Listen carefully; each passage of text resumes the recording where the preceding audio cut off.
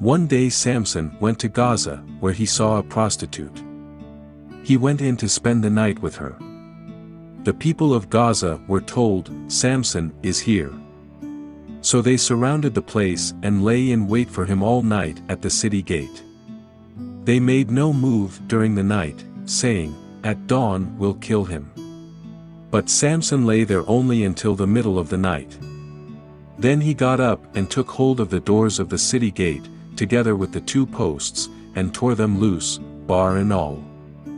He lifted them to his shoulders and carried them to the top of the hill that faces Hebron. Some time later, he fell in love with a woman in the valley of Sorek whose name was Delilah. The rulers of the Philistines went to her and said, "See if you can lure him into showing you the secret of his great strength and how we can overpower him, so we may tie him up and subdue him. Each one of us will give you 1,100 shekels of silver." So Delilah said to Samson, "Tell me the secret of your great strength and how you can be tied up and subdued." Samson answered her, "If anyone ties me with 7 fresh bowstrings that have not been dried, I'll become as weak as any other man." Then the rulers of the Philistines brought her 7 fresh bowstrings that had not been dried, and she tied him with them.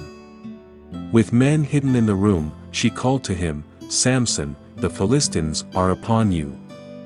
But he snapped the bowstrings as easily as a piece of string snaps when it comes close to a flame.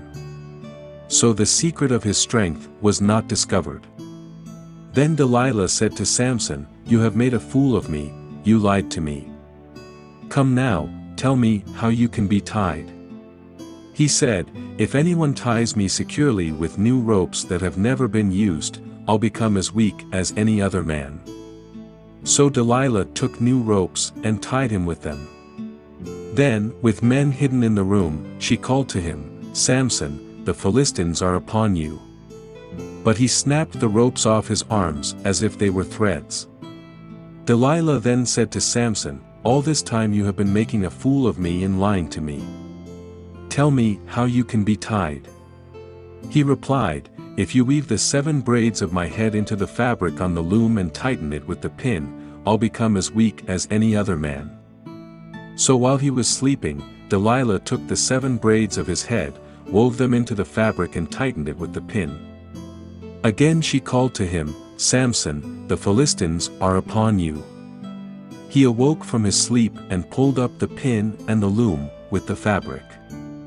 Then she said to him, "How can you say, 'I love you,' when you won't confide in me? This is the 3rd time you have made a fool of me and haven't told me the secret of your great strength." With such nagging, she prodded him day after day until he was sick to death of it. So he told her everything. "No razor has ever been used on my head," he said, "because I have been a Nazirite dedicated to God from my mother's womb. If my head were shaved, my strength would leave me, and I would become as weak as any other man." When Delilah saw that he had told her everything, she sent word to the rulers of the Philistines, "Come back once more, he has told me everything." So the rulers of the Philistines returned with the silver in their hands.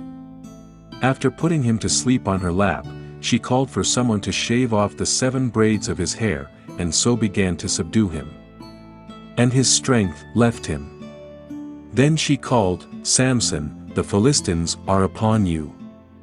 He awoke from his sleep and thought, "I'll go out as before and shake myself free." But he did not know that the Lord had left him. Then the Philistines seized him, gouged out his eyes and took him down to Gaza. Binding him with bronze shackles, they set him to grinding grain in the prison.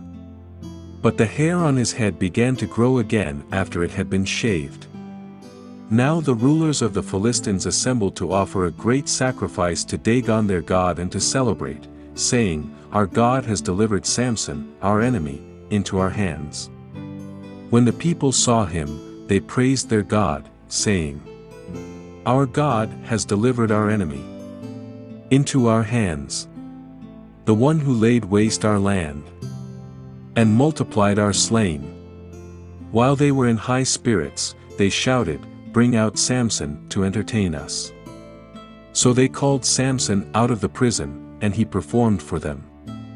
When they stood him among the pillars, Samson said to the servant who held his hand, "Put me where I can feel the pillars that support the temple, so that I may lean against them."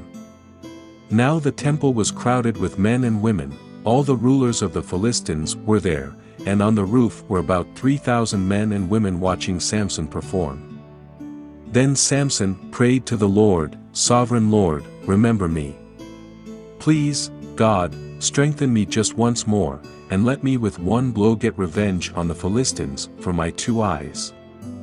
Then Samson reached toward the 2 central pillars on which the temple stood. Bracing himself against them, his right hand on the one and his left hand on the other, Samson said, "Let me die with the Philistines." Then he pushed with all his might, and down came the temple on the rulers and all the people in it. Thus he killed many more when he died than while he lived. Then his brothers and his father's whole family went down to get him.